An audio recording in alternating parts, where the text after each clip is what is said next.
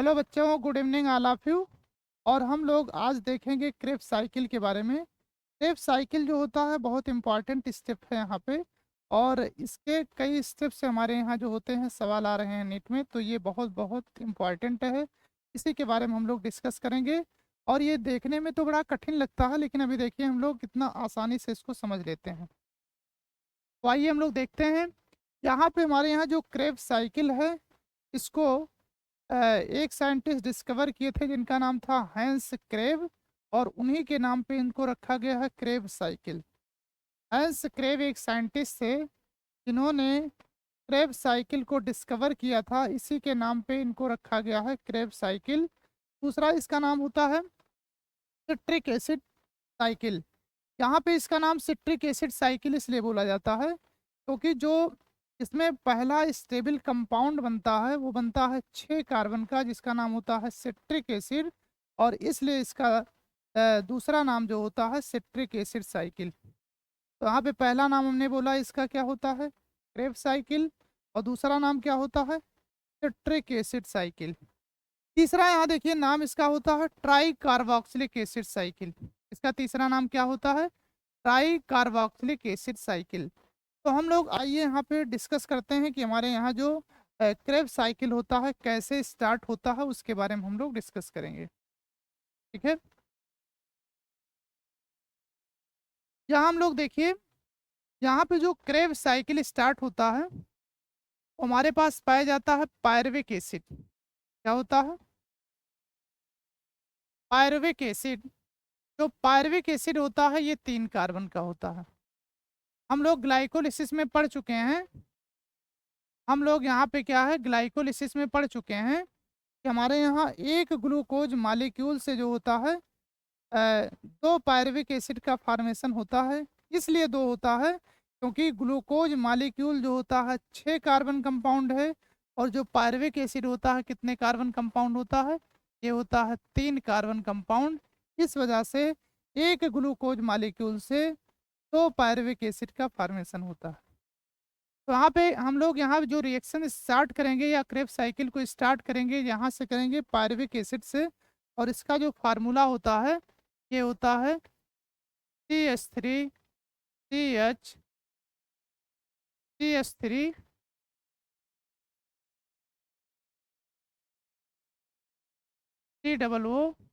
COOH। इसी का दूसरा नाम होता है अल्फा कीटो एसिड। क्या होता है, अल्फा कीटो एसिड होता है। तो हमारे यहाँ ये पायरुविक एसिड का फार्मूला है। अब आइए देखिए, जो हमारे यहाँ पायरुविक एसिड होता है इसमें जब रिएक्शन स्टार्ट होता है तो इससे बनता है एसिटाइल कोएंजाइम। ये क्या बनता है, एसिटाइल कोएंजाइम। ये जो एसिटाइल कोएंजाइम ये होता है ये 2 कार्बन का होता है। कितने कार्बन का होता है, 2 कार्बन का। और यहाँ पे ये जो पायरुविक एसिड होता है ये जुड़ेगा पीवो पीवो ये। ठीक है, कोएंजाइम ये से जुड़ता है, और कोएंजाइम ये से जब जुड़ेगा तो यहाँ पे एसिटाइल कोएंजाइम ये बनेगा। और ये 3 कार्बन का है, ये 2 कार्बन का है। तो यहाँ पे एक कार्बन डाइऑक्साइड यहाँ से क्या होता है, बाहर निकल जाता है। एक कार्बन डाइऑक्साइड यहाँ से क्या होता है, बाहर निकल जाता है।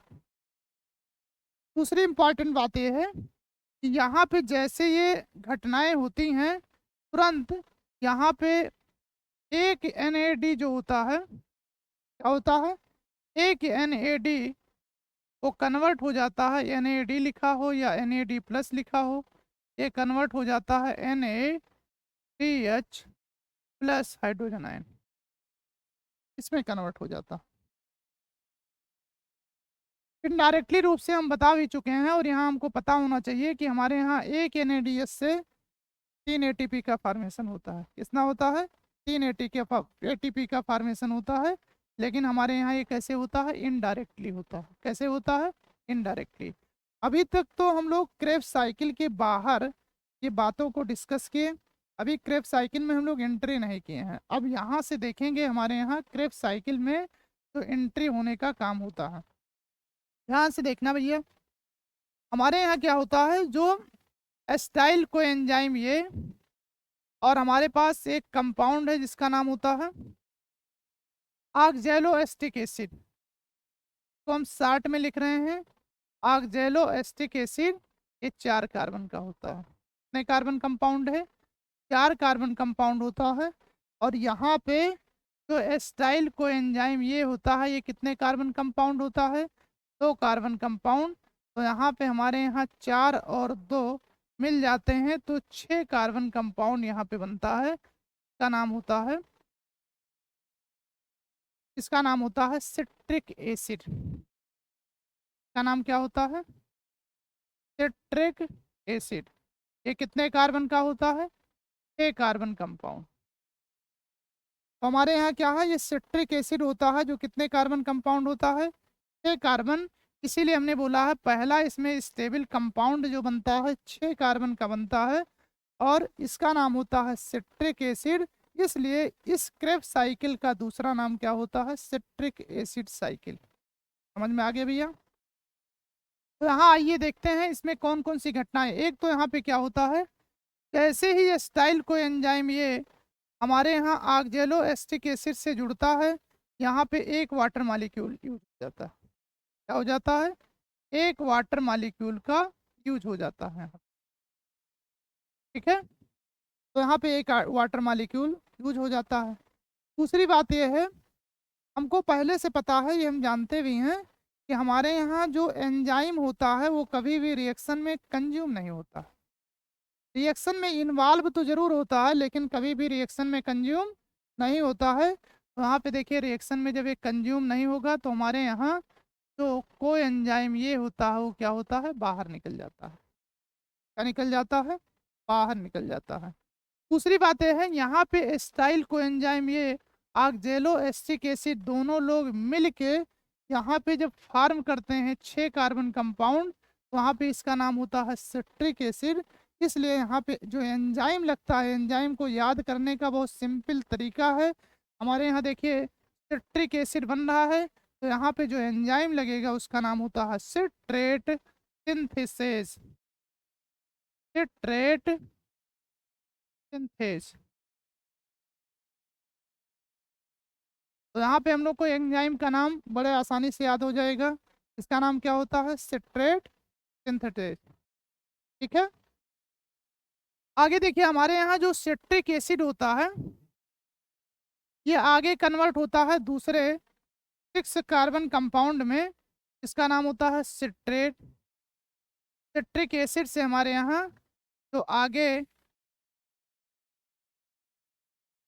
6 नंबर कंपाउंड में एक कन्वर्ट होता है, इसका नाम होता है आइसोसिट्रेट। आइसोसिट्रेट। ये भी कितने कार्बन का है? ये भी 6 कार्बन कंपाउंड है। तो यहाँ पे हमारे यहाँ क्या होता है, आइसोसिट्रेट जो होता है ये भी कितने कार्बन कंपाउंड होता है? 6 कार्बन कंपाउंड होता है। यहाँ पे जो एंजाइम लगता है इसका नाम होता है एकोनिटेज। एकोनिटेज। और यहाँ भी एक वाटर मॉलिक्यूल का क्या होता है? यूज होता है। यहाँ भी क्या होता है? एक वाटर मॉलिक्यूल का यूज होता है, और यहाँ पे इससे बनता है आइसोसिट्रेट जो 6 कार्बन कंपाउंड है। आगे देखिए, जो इम्पॉर्टेंट और क्रूशियल हमारे यहाँ बहुत इम्पॉर्टेंट स्टेप होता है, यहाँ से देखिए, जैसे अभी हम पूरे क्रेब्स साइकिल में जो राइट साइड में चीज़ें लिखेंगे वो हमारे यहाँ 6 कार्बन का होगा, और जो लेफ्ट साइड में चीज़ें लिखेंगे वो कितने कार्बन का होगा? 4 कार्बन का। और बीच में एक कंपाउंड हम लिखेंगे जो कितने कार्बन का होता है? 5 कार्बन का। तो यहाँ पे हम यहाँ से एक 5 कार्बन कंपाउंड लिखते हैं जिसका नाम क्या होता है? Alpha keto glutaric acid. Alpha keto glutaric acid. और अल्फा कीटो ग्लूटारिक एसिड जो होता है ये कितने कार्बन का है? ये होता है अल्फा कीटो ग्लूटारिक एसिड जो होता है ये एक ऐसा कंपाउंड है मात्र जो हमारे यहाँ क्रेब्स साइकिल में वो क्या होता है, 5 कार्बन का होता है। इससे ये रिप्रेजेंट किया जाता है या प्रतीत होता है कि इधर हमारे पास एक CO2 जो होता है वो क्या हुआ है, बाहर निकला। यहाँ देखिए पहला स्टेप जब हमने स्टार्ट किया था, पायरुविक एसिड से एस्टाइल कोएंजाइम ये बना था, तो एक CO2 रिलीज हुआ था। यहाँ देखिए जब आइसोसिट्रेट से अल्फा कीटोग्लूटारिक एसिड बन रहा है, तो यहाँ पे क्या हो रहा है, एक कार्बन डाइऑक्साइड यहाँ पे बाहर निकल रहा है। दूसरी बात यह है कि जहाँ जहाँ कार्बन डाइऑक्साइड बाहर निकलेगा, वहाँ वहाँ पे हमारे यहाँ क्या लगेगा, फॉर्मेशन होगा एक NAD से, इसमें NADH में फॉर्मेशन होता है। NAD से NADH और प्लस हाइड्रोजन आयन का फॉर्मेशन होता है।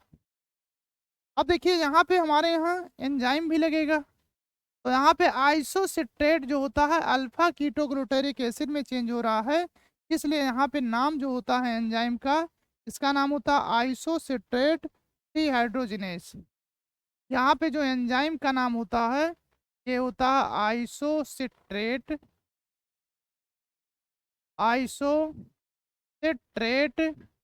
डिहाइड्रोजिनेज।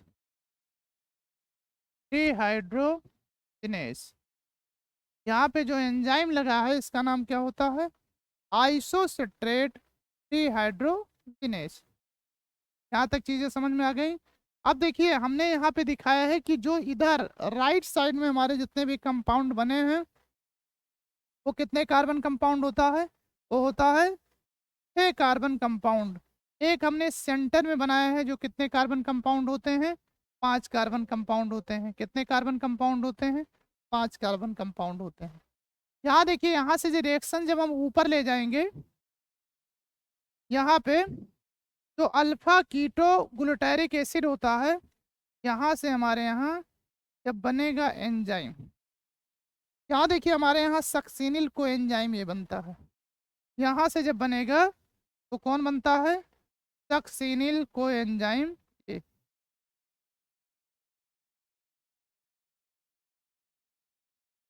सक्सिनिल को एंजाइम ए, ठीक है।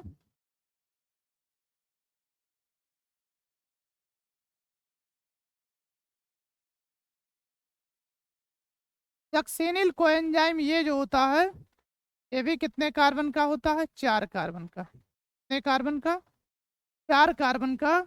और इससे ये रिप्रेजेंट होता है कि हमारे यहाँ भी जब 4 कार्बन होता है तो यहाँ एक CO2 बाहर रिलीज हुआ। एक CO2 यहाँ भी क्या हो गया है, बाहर रिलीज हुआ। और जहाँ जहाँ हमने बोला है CO2 बाहर रिलीज होगा, वहाँ पे हमारे यहाँ किसका फॉर्मेशन होता है, यहाँ NAD जो होता है, NAD ये किस में कन्वर्ट होगा, NADH plus hydrogen ion, NADH plus hydrogen ion में कन्वर्ट होगा। समझ में आ गया।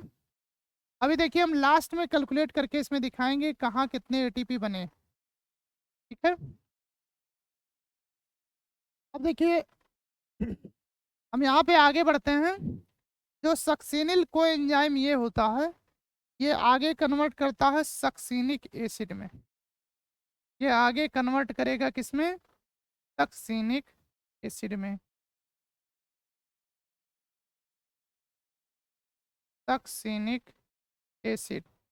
और सक्सिनिक एसिड भी कितने कार्बन का होता है, ये भी होता है यहाँ पे 4 कार्बन। कितने कार्बन कंपाउंड होता है, 4 कार्बन कंपाउंड होता है जो सक्सिनिक एसिड में कन्वर्ट होता है। और यहाँ एक ऐसा स्टेप है जहाँ पे डायरेक्ट ATP या GTP का फॉर्मेशन हो सकता है। तो यहाँ पे हमारे यहाँ GDP प्लस इनऑर्गेनिक फास्फेट मिला के किसका फॉर्मेशन होता है, GTP का फॉर्मेशन। किसका फॉर्मेशन होता है, GTP का फॉर्मेशन। तो यहाँ पे GTP का फॉर्मेशन होता है। और यहाँ पे जो एंजाइम लगेगा सक्सिनिल को एंजाइम ये से अगर सक्सिनिक एसिड में कन्वर्ट हो रहा है, तो यहाँ पे एक एंजाइम लगता है जिसका नाम होता है सक्सिनिल सिंथेस। तो यहाँ पे हमारे यहाँ एंजाइम जो लगता है उसका नाम क्या होता है, सक्सिनिल सिंथेस। समझ में आ गया। यहाँ देखिए हमारे यहाँ जब सक्सिनिक एसिड बन जाता है तो उससे अगला कंपाउंड जो बनता है उसका नाम होता है फ्यूमेरिक एसिड। क्या होता है, तो यहाँ पे जो सक्सिनिक एसिड से बनता है उसका नाम होता है फ्यूमेरिक एसिड।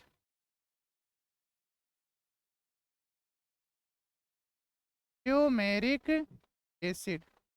यहाँ ये फ्यूमेरिक एसिड जो बनता है ये भी कितने कार्बन का बनता है, ये 4 कार्बन का बनता है। फ्यूमेरिक एसिड जो बनता है वो भी कितने कार्बन का बनता है, 4 कार्बन का बनता है। ठीक है। यहाँ देखिए हमारे यहाँ जो फ्यूमेरिक एसिड बनता है तो यहाँ पे एक ऐसा स्टेप होता है जहाँ पे एक FAD से FADH2 का फॉर्मेशन होता है। यहाँ एक ऐसा स्टेप है जो FAD से FADH2 का फॉर्मेशन होता है। FAD से FADH2 का फॉर्मेशन होता है और एंजाइम जो यहाँ पे लगता है इसका नाम होता है सक्सिनिल डिहाइड्रोजिनेज या सक्सिनेट डिहाइड्रोजिनेज। तो यहाँ पे जो एंजाइम लगेगा उसका नाम क्या होता है, सक्सिनेट डिहाइड्रोजिनेज। डिहाइड्रोजिनेज। तो यहाँ पे हमारे यहाँ क्या होता है, सक्सिनेट डिहाइड्रोजिनेज होता है। ठीक है। आइए अगला स्टेप हम लोग देखते हैं। तो हमारे यहाँ फ्यूमेरिक एसिड होता है उससे हमारे यहाँ कन्वर्ट होता है मैलिक एसिड। जो फ्यूमेरिक एसिड होता है ये आगे कन्वर्ट करेगा इनको मैलिक एसिड में। तो हमारे यहाँ क्या करता है, मैलिक एसिड में कन्वर्ट करता है। ये जो मैलिक एसिड है ये भी कितने कार्बन का होता है, ये भी 4 कार्बन का होता है। तो मैलिक एसिड है ये भी कितने कार्बन का होता है, ये 4 कार्बन का होता है। और जो मैलिक फ्यूमेरिक एसिड से मैलिक एसिड में कन्वर्ट होता है तो यहाँ पे जो एंजाइम लगता है इनका नाम होता है फ्यूमेरेज। फ्यूमेरेज। यहाँ पे जो एंजाइम लगता है उसका नाम क्या होता है, फ्यूमेरेज। और यहाँ भी एक वाटर मॉलिक्यूल यूज होता है। यहाँ भी क्या होता है, एक वाटर मॉलिक्यूल यूज होता है। और फ्यूमेरिक एसिड से मैलिक एसिड का फॉर्मेशन होता है और मैलिक एसिड जाके ये जुड़ता है जिसका नाम क्या होता है, ऑक्जेलो acetic acid, OAA, ऑक्जेलो acetic acid. और यहाँ पे जो एंजाइम लगता है, यहाँ भी जब हमारे यहाँ फ्यूमेरिक एसिड मैलिक एसिड से और किसका फॉर्मेशन होता है, ऑक्जेलो एस्टिक एसिड का, तो यहाँ भी एक NAD से NADH प्लस हाइड्रोजन आयन का यहाँ पे क्या होता है, फॉर्मेशन होता है। और यहाँ पे जो एंजाइम लगता है उसका नाम होता है माइलेट डिहाइड्रोजिनेज। माइलेट डिहाइड्रोजिनेज। तो हमारे यहाँ देखते हैं तो ये माइलेट डिहाइड्रोजिनेज होता है, ये यहाँ लास्ट एंजाइम होता है। समझ में आ गया। तो हमारे यहाँ ये पूरा क्या होता है, ये क्रेब साइकिल्स है। एक बार इसको हम समराइज करा दे रहे हैं और इसमें आप लोगों को हम कैलकुलेट करा के दिखा दे रहे हैं कि कितने ATP इसमें बन रहे हैं। ठीक है। आइए इसको थोड़ा सा हम लोग कंसाइज करके देखते हैं।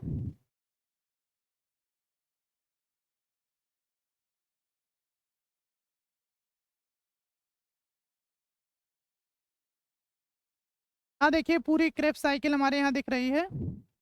और हमारे यहाँ क्या होता है, हमने पहले ही बताया था कि जो हमारे यहाँ क्रेब साइकिल है ये स्टार्ट होता है कहाँ से, पायरुविक एसिड से। तो हमारे यहाँ ये पायरुविक एसिड से स्टार्ट होता है, ये पूरा क्रेब साइकिल्स है। अब इसमें हम लोग देखते हैं, हमने यहाँ पे इस स्टेप को समझाया कि पहले हमारे यहाँ ये रिएक्शन से स्टार्ट होता है कहाँ से, पायरुविक एसिड से। और पायरुविक एसिड में यहाँ पे लगता है कोएंजाइम ये जो होता है और पायरुविक एसिड दोनों मिलके एक कार्बन डाइऑक्साइड को रिलीज करते हैं।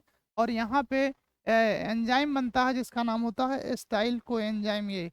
और जो एस्टाइल कोएंजाइम ये होता है यही लिंकिंग का काम करता है। यहाँ पे ऑक्जेलोएसिटिक एसिड से जोड़ने का काम यही करता है। और हमारे यहाँ क्या होता है, यहाँ एक एनएडी से एनएडीएस का फॉर्मेशन होता है। एक एनएडी से इसका फॉर्मेशन होता है, एनएडीएस का फॉर्मेशन होता है। यहाँ देखिए हमारे यहाँ जब साइकिल स्टार्ट होती है तो ऑक्जेलोएसिटिक एसिड से शुरुआत होती है। और ऑक्जेलोएसिटिक एसिड और एसिटाइल कोएंजाइम, ये 4 कार्बन कंपाउंड, ये 2 कार्बन कंपाउंड होता है। और दोनों लोग मिल के हमारे यहाँ क्या होते हैं, 6 नंबर कंपाउंड बनते हैं, या 6 कार्बन के कंपाउंड बनते हैं, जिसका नाम होता है सिट्रिक एसिड। और इसीलिए ग्लाइकोलिसिस का दूसरा नाम होता है सिट्रिक एसिड साइकिल। समझ में आ गया भैया? यहाँ आगे देखिए एंजाइम जो लगता है जिसका नाम होता है सिट्रेस सिंथेस। इसमें सिट्रिक एसिड का सिंथेसिस होता है, इसलिए एंजाइम यहाँ पे जो लगता है उसका नाम क्या होता है, सिट्रेट सिंथेज। समझ में आएगा?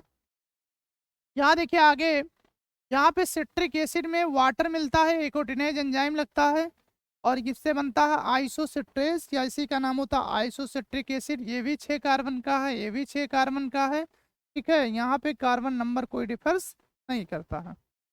यहाँ पे देखिए कहा है जो आइसोसिट्रेट होते हैं ये जाके कन्वर्ट होते हैं अल्फा कीटो ग्लूटेरिक एसिड, जो एक ऐसा मात्र कंपाउंड है जो 5 कार्बन का होता है। तो हमारे यहाँ साइकिल में क्या होता है, 5 कार्बन कंपाउंड होता है, इसका नाम क्या होता है, अल्फा कीटो ग्लूटेरिक एसिड। यहाँ भी एक CO2 निकलता है, और यहाँ पे जो एंजाइम लगता है उसका नाम होता है आइसोसिट्रेट्स डिहाइड्रोजिनेज। ठीक है, और यहाँ पे NAD फिर से किस में कन्वर्ट हो जाता है, NADH प्लस हाइड्रोजन आयन में कन्वर्ट हो जाता है। समझ में आ गया भैया? अब यहाँ पे हमने पहले ही बताया था कि इधर जितने भी कंपाउंड लिखे हैं वो सब कितने हैं, 6 कार्बन कंपाउंड होता है। और इधर जितने हम लिखे हैं वो कितने कार्बन कंपाउंड होता है, 4 कार्बन कंपाउंड होता है। एकमात्र ऐसा है अल्फा कीटो ग्लूटेरिक एसिड जो कितने कार्बन कंपाउंड होता है, 5। समझ में आया? यहाँ देखते हैं जब alpha ketoglutaric acid succinyl coenzyme ये में कन्वर्ट होता है तो ये 4 कार्बन कंपाउंड होता है। यहाँ भी एक CO2 बाहर निकल जाता है। ठीक है, एक तेरे आने के पहले एक तेरे जाने के बाद CO2 क्या होता है, निकल जाता है। किसके पहले और किसके बाद, अल्फा कीटोग्लूटेरिक एसिड के पहले और अल्फा कीटोग्लूटेरिक एसिड के बाद। यहाँ पे देखिए हमारे यहाँ क्या होता है, CO2 निकल जाता है, NADH2 में चेंज हो जाता है। आगे यहाँ पे क्या होता है, जो सक्सिनिल कोएंजाइम ये होता है ये कन्वर्ट हो जाता है सक्सिनिक एसिड, वो भी 4 कार्बन कंपाउंड होते हैं। और यहाँ पे एक ऐसा जो स्टेप होता है जिसमें डायरेक्ट ATP का फॉर्मेशन एक होता है। ठीक है, इसका नाम एंजाइम लगा होता है सक्सिनिल सिंथेस। और जब सक्सिनिक एसिड फ्यूमेरिक एसिड में कन्वर्ट होता है तो यहाँ पे एक ऐसा मात्र स्टेप है जिसमें FADH2 में कन्वर्ट होता है। FAD जो होता है किस में कन्वर्ट होता है, FADH2 में कन्वर्ट होता है। और यहाँ पे जो एंजाइम लगता है जिसका नाम होता है सक्सिनेट डिहाइड्रोजिनेज। एंजाइम कौन लगता है, सक्सिनेट डिहाइड्रोजिनेज। और ये कन्वर्ट कर देता है फ्यूमेरिक एसिड में। ठीक है, यहाँ पे फ्यूमेरिक एसिड से मैलिक एसिड में कन्वर्ट होता है। एक एंजाइम लगता है जिसका नाम होता है फ्यूमेरेज। एक एंजाइम होता है जिसका नाम क्या होता है, फ्यूमरेज। यहाँ भी एक वाटर मॉलिक्यूल्स का क्या होता है, यूज होता है। अगला और नेक्स्ट स्टेप हमारे पास होता है जो मैलिक एसिड होता है वो कन्वर्ट होता है ऑक्जेलोएसिटिक एसिड में। यहाँ पे एंजाइम लगता है मैलेट डिहाइड्रोजिनेज, और यहाँ भी एक NADH में कन्वर्ट होता है। तो यहाँ भी क्या होता है, इनडायरेक्टली फार्म में ATP का फॉर्मेशन होता है। और ये जहाँ से हम स्टार्ट किए थे वहाँ पे पहुँच गए तो हमारे यहाँ साइकिल क्या होता है, कंप्लीट हो गया। साइकिल क्या हो गया, कंप्लीट हो गया। अब यहाँ ये देखते हैं कैलकुलेट करके हम लोग इस साइकिल में देखेंगे कि कितने ATP का फॉर्मेशन यहाँ पे हुआ। ठीक, यहाँ ध्यान से देखें, हमारे यहाँ क्या होता है, जो एक NADH होता है, NADH, एक NADH से 3 ATP का फॉर्मेशन होता है। कितने ATP का फॉर्मेशन होता है, 3। और एक FADH से, एक FADH2 से कितने ATP का फॉर्मेशन होता है, 2 ATP का फॉर्मेशन होता है। तो यहाँ पे अगर हम देखें, ठीक है, ये हमारे यहाँ थ्योरेटिकल, और हमारे यहाँ सबसे दिक्कत तो ये है हमारे यहाँ जो एटीपी काउंट होता है वो अकॉर्डिंग टू हम क्वेश्चन जो होते हैं इसका आंसर देंगे तब उसमें बातें आती हैं।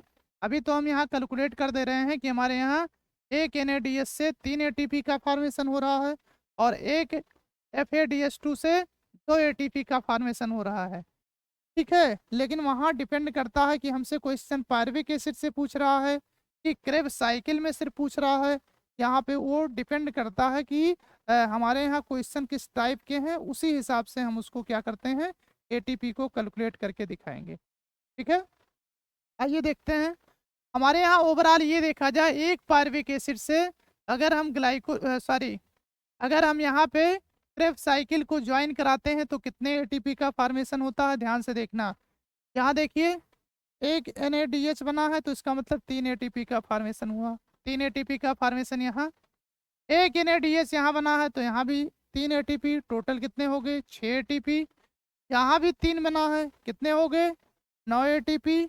यहाँ एक डायरेक्ट ATP हमारे यहाँ बना हुआ है तो 10 ATP।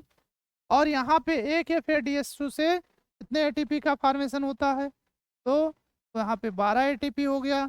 और यहाँ पे एक NAD से NADH में कन्वर्ट होगा तो 3 ATP यहाँ भी फॉर्म हो रहा है।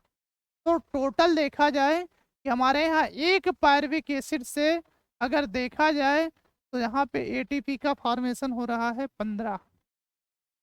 लेकिन हमारे यहाँ एक ग्लूकोज मालिक्यूल से यहाँ पे अगर देखा जाए तो ATP का फॉर्मेशन कितना हो रहा है, 15 दूना 30। इसलिए ऐसा होता है कि हम अगर पायरुविक एसिड के बारे में बात करें तो एक पायरुविक एसिड से तो हमारे यहाँ ये क्रेब साइकिल चलता है तो इसमें कितने ATP का फॉर्मेशन होता है, तो हमारे यहाँ ये ATP का फॉर्मेशन होता है 15। लेकिन ये साइकिल कितनी बार चलेगी, 2 बार चलेगी। इस वजह से यहाँ पे कितने ATP का फॉर्मेशन होगा, 30। कितने ATP का फॉर्मेशन होगा, 30। लेकिन फिर से वही सवाल, ये तो पायरुविक एसिड से पूछा गया है, लेकिन हमसे ये पूछ लिया जाए कि हमारे यहाँ सिर्फ क्रेब साइकिल में कितने ATP का फॉर्मेशन होता है, तो इसको हम काउंट नहीं करते, तो इसको हम काउंट नहीं करते हैं। फिर भी यहाँ देखेंगे तो हमारे यहाँ अगर क्रेब साइकिल के बारे में बात करें तो यहाँ पे क्रेब साइकिल जो हमारे यहाँ हो रहा है इसमें total net gain of the ATP जो होता है वो कितना होता है, 24 ATP होता है। समझ में आ गया।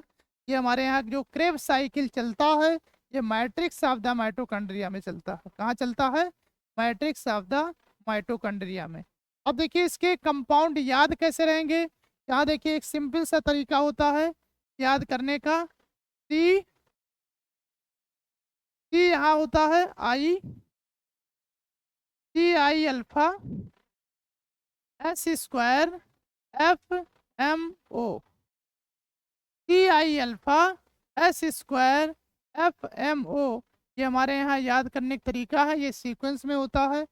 C से होता है सिट्रिक एसिड, I से होता है isocitric acid, alpha ketoglutaric acid, एक S से होता है सक्सिनिल कोएंजाइम ये, एक S से होता है सक्सिनिक एसिड, F से होता है फ्यूमेरिक एसिड, M से होता है मैलिक एसिड, O से होता है ऑक्जेलिक एसिड।